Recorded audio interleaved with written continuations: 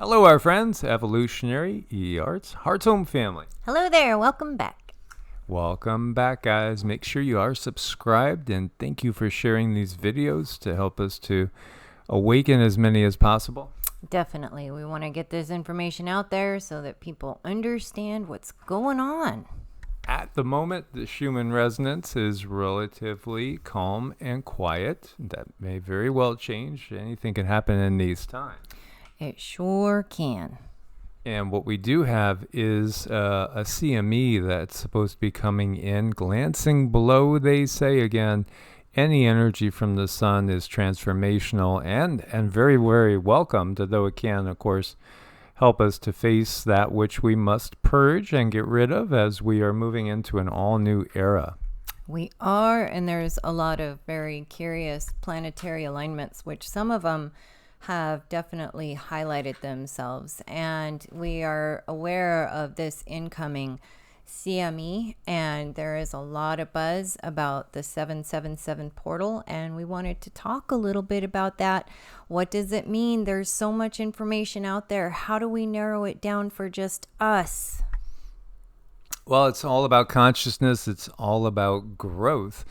And again, the stars are beings, and some have theorized that the stars in some ways are our higher selves. I mean, that's something that we firmly believe, and we talk about the stars, and even some not so nice topics about harnessing the power of stars, which we'll talk about that on another video, what that really means to certain constructs. But right now we're in a position to be taking on a lot of energy from a lot of different aspects from our higher self to bring us growth. And there has been a lot of crazy stuff going on. I mean, we have to admit that, starting with the Schumann a couple of weeks ago. That was absolutely insane. So many people that I know did not know the Schumann was doing what it was doing, and weird things were happening to them. Things in their lives, coming back to revisit them. And I really attribute a lot of that to Saturn being in retrograde. That's a tough one. That's a really tough one, because wherever Saturn is sitting in your chart, whatever house it's sitting in, these are the things that are probably going to come forward in your life and show themselves and say, have you given me enough attention? Or do I need more attention? And if you have given this part of Saturn in your life enough attention, usually things do not come back. It's usually things that are put to bed, and you can move forward. But Saturn's kind of like that checker throughout your life. Saturn's the one who comes along and says, how are you doing in this life? Let's check this, this, and this, and see if you are karmically in alignment. And that's one of the things that is very important when we come here to planet Earth, is to be in alignment with our soul purpose.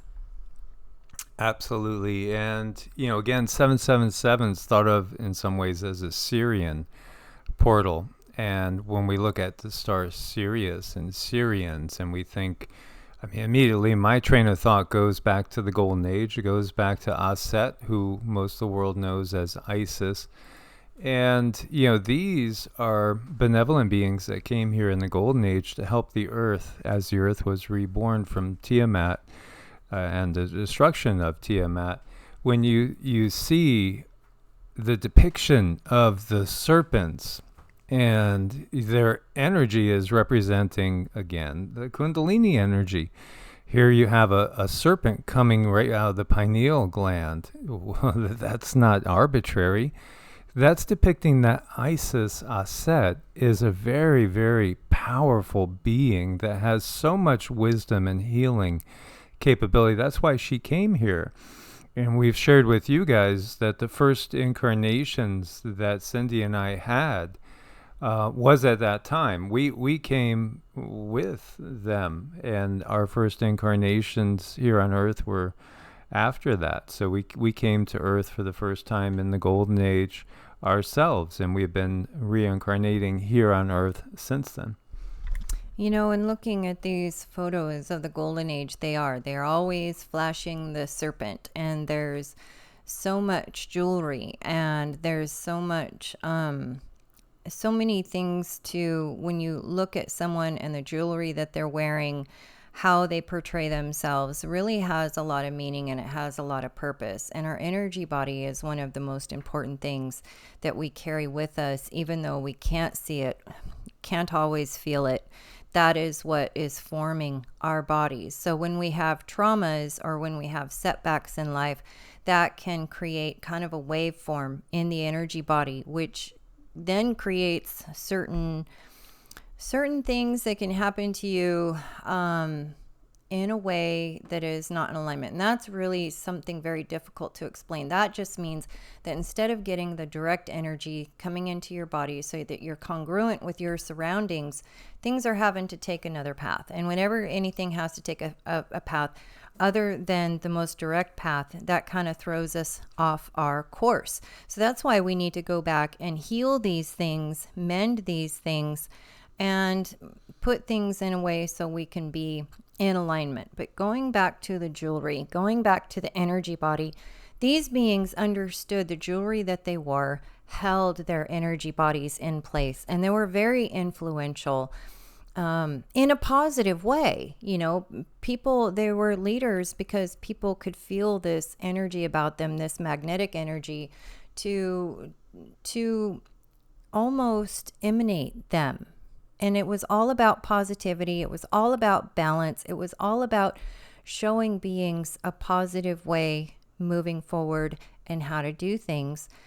And we look at things here in the Dark Age, and it's like there's a lot of mimicry, but we don't really know what's going on behind, you know, why people do things. You know, why do people wear jewelry? And it, you know, right now we think, well, it's just, you know, it looks nice. But no, it had a real deep purpose in the Golden Age. Yeah, absolutely. You know, so many years ago when I was first like getting into things that you could view as having pagan roots. It was way back in the 80s. And, you know, you would view that as woo-woo and crazy. You think there's power in crystals. Stones have abilities. There's consciousness in rocks. Oh gosh, you're crazy. No, we were crazy to not recognize that. You know, as Cindy often will talk about crystals being our elders. Oh yeah, stones, crystals, they are our elders. They're the ones that hold the most energy, the memories, the things, how life was here on planet Earth. They're the ones who we speak to, you know, and they have so much wisdom and so much knowledge. When you have them around you, you probably pick up a lot of information, and you really don't even know that you are picking up information. But if you hone in on these stones, they will definitely talk to you, and they will tell you stories. You know, there's talk about the crystal skulls. Now, they're very much a thing, and they hold a lot of energy. And the fact that they are the shape of the human skull, they hold a lot of energy about the human race. Yeah, and that's we've actually done a video on that, and it's somewhere over on Evolutionary if it hasn't been taken down. But again, when we talk about, we look at all this iconology, this representation of snakes and serpents, and of course from a biblical perspective, it's made so many people weary, scared, terrified, and not want to do anything, with them. Many people do have a revulsion to snakes and serpents, but what this is symbolizing is, again, the Kundalini power. And in a fifth density and above person, it's very active. Absolutely. And this is about how active it is. And really what it is creative power. Creative power. It truly, truly is. So at this portal time, it's an opportunity to take advantage of that as these energies are coming into play. And this is the interplay between our sun and the spiritual sun. And some have envisioned that we're part of the Sirius star system, which we are. Everything is interconnected, though, too.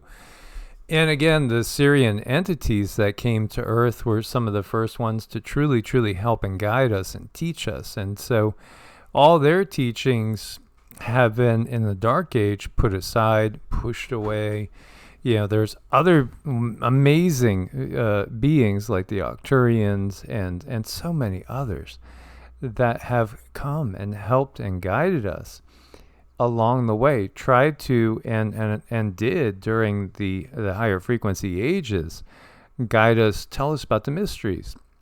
The fact that source is inside you, it's inside me, it's inside all of us.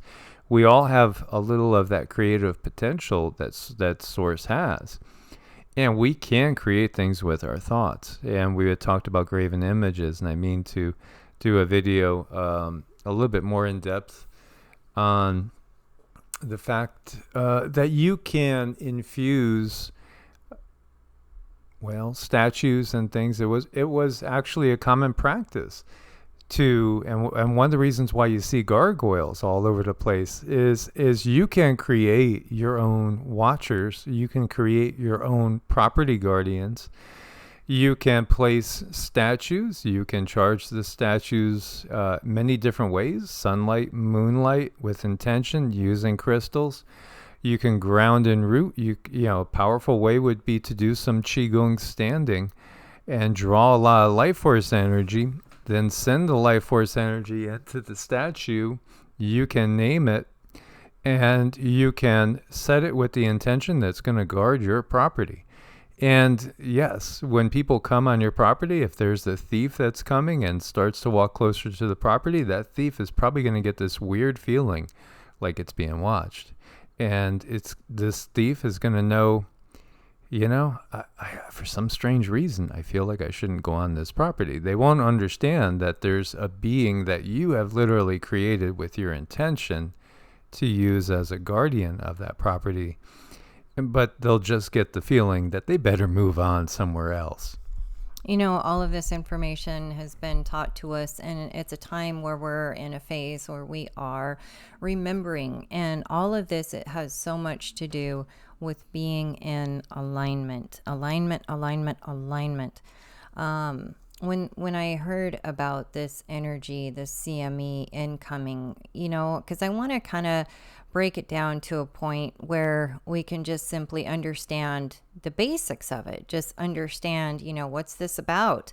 Because I've just heard so much information, and I just keep asking myself, but what does that mean? What does that mean? I keep following that trail. What does that mean? So what I did get when I looked into this is it has to do with the eyes. This incoming CME has everything to do with the eyes. And I don't just mean what you're going to be seeing with the two eyes.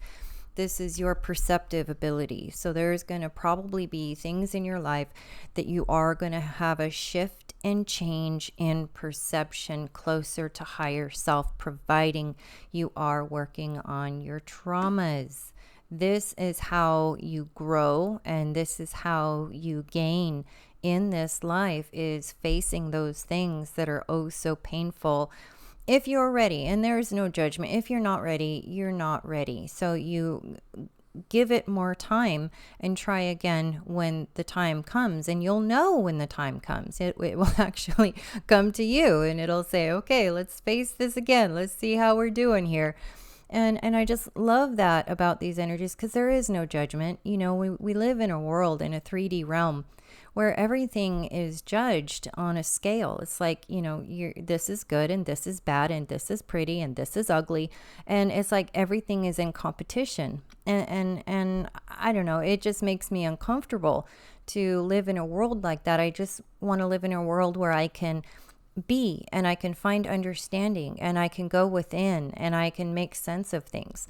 But our sense of perception is going to change. Yes, visually also some things are going to change, but it has everything to do with sight.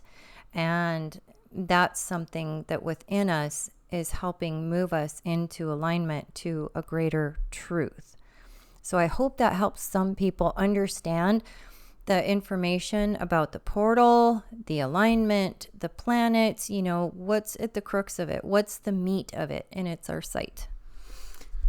And, being, again, that it's a portal that's been associated with Sirius, and I'd like to give you guys this. There's two videos here, two Isis, Aset is her Egyptian names, and one of them is, well, this is a short little thing that you can do. I would recommend doing this today if you want to connect to those energies and ask for her energies to come into your life, and the energies of the guides and teachers that have been with us since the golden age, and that we're getting closer to again. They've always been there. We just haven't been able to perceive them so easily in the dark age.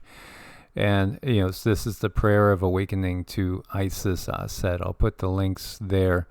It definitely can allow them to work in your life, because again, the benevolent ones, you have to ask. They do not infringe on free will.